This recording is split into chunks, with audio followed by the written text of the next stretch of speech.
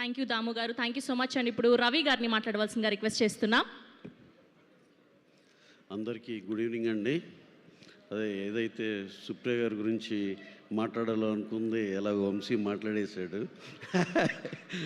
అయితే దాన్ని ఇంకో వర్షన్లో చెప్తే ఒక క్వాలిటీ సినిమా, శేష్ గారు ఎక్కడ కాంప్రమైజ్ అవ్వరు, ఆ ప్రోడక్ట్ ఎక్సలెంట్గా వచ్చేదాకా అనేది ఇనానిమస్గా అందరికీ తెలిసిన జగమెరిగిన సత్యం, కింద ఆడియన్సెస్ నుంచి పైన సినిమా వాళ్ళ దాకా అందరికీ. అలాంటి క్వాలిటీ సినిమా మృణాల్ గారు, ఆవిడ పర్ఫార్మెన్స్ గురించి ఇంక మరొకసారి చెప్పుకోవాల్సింది ఏం లేదు. అలాగే దీంట్లో పనిచేసిన టెక్నీషియన్లు అందరిని చూస్తే అలాంటి క్వాలిటీ సినిమా తీయాలంటే డెఫినెట్గా అన్ని రోజులు పడద్దు మేడం. ఈ విధంగా మీరు ఇప్పుడు ప్రాక్టికల్గా అర్థం చేసుకున్నందుకు చాలా థ్యాంక్స్. ఎందుకంటే మా గిల్డ్ మీటింగ్స్లో కానీ, ప్రొడ్యూసర్ కౌన్సిల్ మీటింగ్స్లో కానీ అసలు ఎందుకు మీరు ఇలా ఎందుకు చేస్తున్నారు, ఇంత ఎందుకు చేస్తున్నారు అయ్యి అనేవాళ్ళు. ఇప్పుడు మా కరెక్ట్గా మీరు కూడా మా లైన్లోకి వచ్చారు.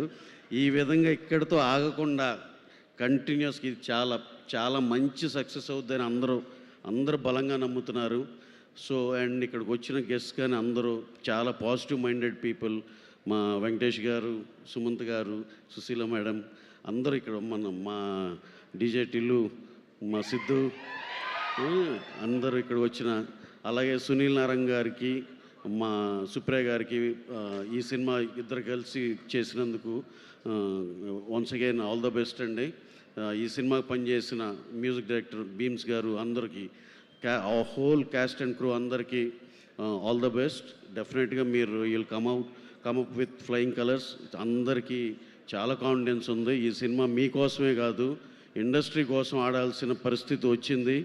ఇది అలా జరుగుద్దని మనస్ఫూర్తిగా కోరుకుంటున్నాం. So anyhow all the best to the entire caste and crew. Thank you very much అండి. Seetha Garu, thank you so much. I think after Seetha and Yashna, I think this is your